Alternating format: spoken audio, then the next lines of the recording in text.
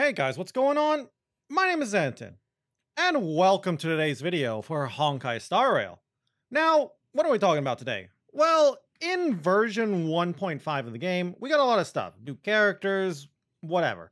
But we also got 4 new relic sets. 2, I guess you could call them regular cavern relics, and 2 simulated universe planar ornament relic sets. They are Ash Blazing Grand Duke, Prisoner in Deep Confinement, and for the simulated universe ones, they are Firmament Frontline, Glamoth, and Pinaconi Land of the Dreams. Now, I wanted to talk about these relics, make a quick video to basically tell you, start farming these now. These are really good relics for some characters that have actually been out for quite a while and are actually, in my opinion, some top tier characters. And these relics here just make them that much better. Of course, we'll go through all of these relic sets. We'll talk about each of them individually. I'll try to talk about ways you can use them, characters I believe are really good with them. And that's pretty much it. But basically, yeah, you should be farming these now, maybe crafting them too if you have some extra relic remains. Of course, if you don't have any characters that don't use them well, then, you know, keep doing whatever you're doing. So, to start off with, let's start with Ash Blazing Grand Duke. Now, Ash Blazing Grand Duke, what does it do? Well, the 2-piece set increases the damage dealt by follow-up attacks by 20%. 4-piece, there's a lot of text here. When the wearer uses follow-up attacks, increase the wearer's attack by 6% for every time the follow-up attack deals damage. Okay. This can stack up to 8 times, and it lasts for 3 turns. This is also removed the next time the wearer uses a follow-up attack. I really like this set. First off, follow-up characters have kind of been, I wouldn't go so far as to say they've been a meme, but they've kind of taken a backseat to just pure hit hard, just unga bunga damage, kind of like, you know, Imbibitor Lune and Blade. Yes, I know Blade has a follow-up, but you get what I'm saying. Basically, I'm talking about things like Jing Yuan. So who likes this? Well, I just mentioned him. Jing Yuan loves this set. Topaz also likes this set, and Himeko likes this set. So if you want to use one of those 3 characters, I'd say you should farm this set for them. Previously, Jing Yuan was using the lightning set, which, yeah, if you have a good lightning set, you can keep using it, but I feel like if you can have a good Ash Blazing Grand Duke set, you can put out even more damage with a Jing Yuan.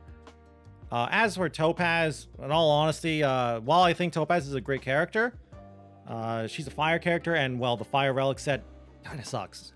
Same with Himeko, too, so this set here really, in my opinion, increases the power of both Topaz and Himeko, and Topaz plus Himeko is also a pretty solid team alongside Asta, so very great for those characters. As well as, I just think it's really good for Himeko, in all honesty. She does kind of need, for all the characters, you kind of just, well, specifically Himeko, you kind of just need a reliable way to break shields. I'd say every 3 turns, because, you know, the effect only lasts for 3 turns, that damage boost.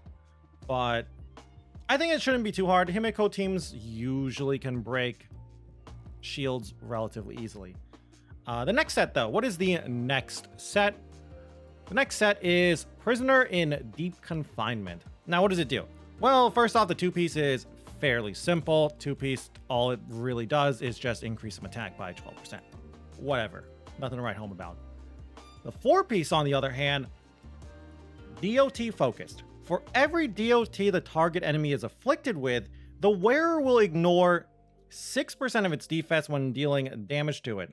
And this is valid for a maximum of 3 DOTs. That's a huge amount of, not necessarily defense shred, but defense ignoring, I guess, defense piercing, however you want to describe it. I think it's really good. Again, we're talking about follow-up characters and how they've kind of been pushed to the wayside. DOT characters have also been kind of getting pushed to the wayside. Now, there's a lot of reasons for that. One, there's only really Kafka. Yes, there are other DOT characters out there, don't get me wrong, but they're all 4 stars, and honestly, Sampo, Luca are not that great. Gwynaifen, Gunifin, however you pronounce her name. I would say Gwynaifen. Gwynaifen is a pretty good character though, but she is new and not a lot of people have her, but I do think she's a really good character, really good DOT character. But yeah, Kafka's kind of been getting pushed to the wayside, Kafka-oriented teams, mostly because in MOC, not many things are weak to lightning. That's also another reason why Jing Yuan as well has been getting pushed to the wayside as well. If things are not weak to lightning, why use a lightning damage dealer? But some people still use them because their Kafkas, their Jing Yuans were really well built. This relic set and one of the other sets, one of the planar sets, the planetary sets, are really good on Kafka. Kafka also, like Jing Yuan, was using the lightning set, and while it wasn't terrible for her because the lightning set increases lightning damage, and I believe the 4-piece would increase her attack % when she used her skill, it wasn't bad, but this specifically works well with her kit. Already, just from the 2-piece, a 12% damage increase, or sorry, 12% attack increase. That's great for DOT characters. DOT characters love attack. They don't care about crit rate, crit damage that much. So that's already great for any DOT character. And then the defense piercing, I guess you could call it, it's also pretty good too. That should help you push out a lot more damage. So who likes this? Well, I've talked about her a lot. Kafka, of course. I'd say Luca and Sampo also like this as their top best #1 relic sets, and Gwynaifen also likes this as well. So if you use those characters, if you like the DOT gameplay, you like your Kafka teams, you're gonna really want to farm this because you're gonna want this on multiple characters. Unless you go for the hyper carry team, which is like 2 buffers and then Kafka, you know, like a Tingyun, Asta, Kafka team, which I personally use and I like. Our next relic, we're going to start with the planetary sets, the simulated universe sets now. We have Firmament Frontline Glamoth. Now, Firmament Frontline Glamoth, what does it do? Well, first off, increases attack by 12%, and when the wearer's speed is equal to or higher than 135 or 160, they will deal 12% or 18% more damage depending on which speed line you're breaking there. I think this is great. Now, here's the thing. Right away, we were already talking about her. We're going to keep talking about her. Kafka. I think Kafka loves this set. Here's the problem, though. 160 speed, that's crazy. That's really hard to get. How are you getting that? You're going to need speed boots, which, honestly, yeah, most characters like speed boots. But then you're probably going to need some speed substats as well. And it's getting a little difficult there. Kafka, though, has her signature light cone, her 5-star light cone, which helps to boost her speed a lot. So for Kafka, it shouldn't be that hard to hit 160 speed if you have her light cone. Without her light cone, it gets a little bit more difficult. So let's say you don't have her light cone. Let's say you have, I guess, Fermata, which is a common, quote-unquote, free-to-play light cone. I still think this is better than her old planetary set, which was Space Sailing Station. Space Sailing Station was a great planetary set for Kafka. It also increased attack by 12%, and when the wearer's speed was 120 or higher, their attack got another 12% attack boost. 12% boost. Now, you might say, like, okay, what if I still just have 120 speed? I don't have 135. Well, stick with Space Sailing Station. But if you have that 135 speed, 12%, just a raw damage increase is better than a attack % increase. So it would be better to just use Firmament Frontline, Glamoth. So outside of that, though, who else wants Firmament Frontline? Well, simple. Characters who don't care about crit rate or crit damage. Characters who only care about their attack %. So, again, DOT characters. DOTs scale with attack. They don't really scale with crit rate, crit damage. So again, Luca, Gwynaifen, Sampo all probably love this relic set. Again, the problem is that speed threshold. 160 speed is not impossible, but it's really, really difficult. You're going to be farming a lot to try and hit that 160 speed. The 135 speed, on the other hand, is really easy to get, and even if all you can hit is 135 speed, a 12% damage increase is really good. especially for all the characters I mentioned. What about other damage dealers, though? What about characters who do actually care about their crit rate and their crit damage? What about, like, I don't know, Zila, Imbibitor Lune, you know, Yanqing, whatever. No. I'm sorry. While I like the set, no. For those characters that care about their crit rate, crit damage, I'd say you're sticking with your trifecta, I guess to call it. Your Rutulent Arenas, your Inert Salsatos, your Space Healing Stations, depending on what character it is. It's better on those characters that care about crit rate, crit damage. Especially if you can't hit the speed threshold. Even if you can hit the speed thresholds, if you still just care about crit rate and crit damage, you probably don't want to use this. So, in my opinion, this is more of a, just a, at the moment, a DOT planetary set.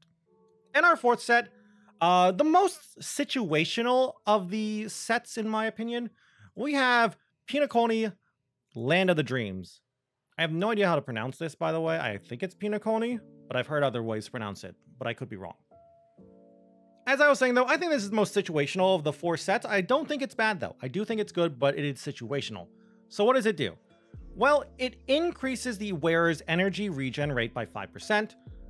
And then it increases the damage. Again, remember that thing when I was talking about damage. Damage increases are really good, but it increases the damage by 10% for all other allies that are the same type as the wearer.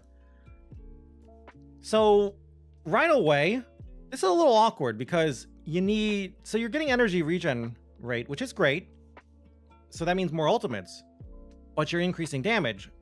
And that means you probably want your character to have to be a damage dealer, but the damage dealer characters usually like Rutulent Arena and Inert Salsato Space Healing Station instead.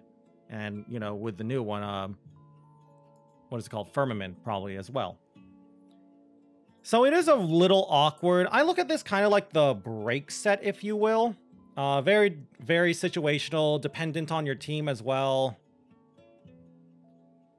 But I do like it. I do feel it's a solid, maybe like a mono ice team would say Jing Liu, putting this on a Jing Liu, or Yanqing if you use Yanqing as a damage dealer. So, you know, Jing Liu, Pella, Japard, and one other ice character. I don't know what other ice character you could have there. I guess maybe in the future we can get another ice character that's a buffer of some kind, like a Ice Tingyun or something. Maybe there's some kind of quantum team. Mono Quantum is good. I don't think Zila or Xing Shui would like this, though. I feel like they prefer other relic sets, though. So I don't know. So I really do feel like some kind of Mono Quantum team to have that 10% damage increase for all the other allies that are the same type. You know, get as much damage as possible.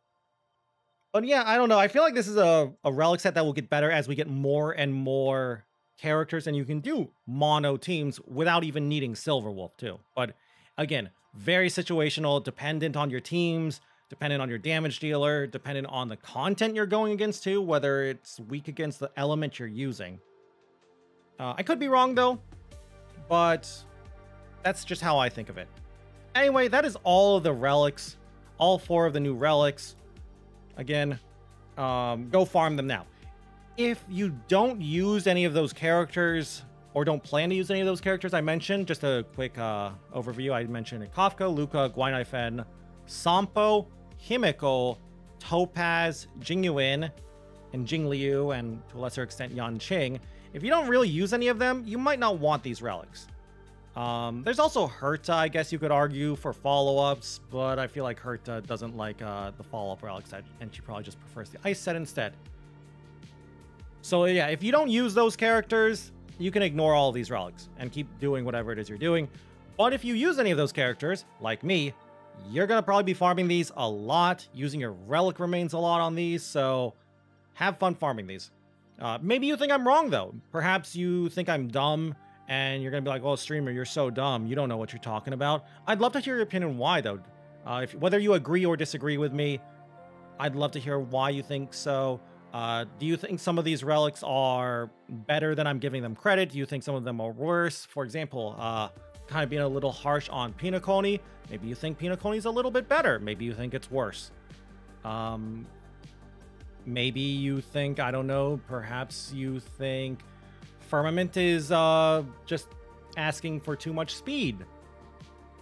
I'd love to hear your opinion on these relic sets. Also, if you think there are other characters that I didn't mention that could use these relics really well, I'd also love to hear your opinion on that. Of course, you can always leave that down below in the comment section. And if you guys just enjoyed the video in general, you could always leave a like or a comment down below. It always helps me and always helps out the channel. And if you guys want to keep up with the Honkai Star Rail content, you can always go and subscribe to the channel as well. I try to put out a lot of Honkai content all the time. And if you want to watch me play some Honkai Star Rail, you can go and check me out over on Twitch at twitch.tv/Zenitton, where I stream pretty much every single day.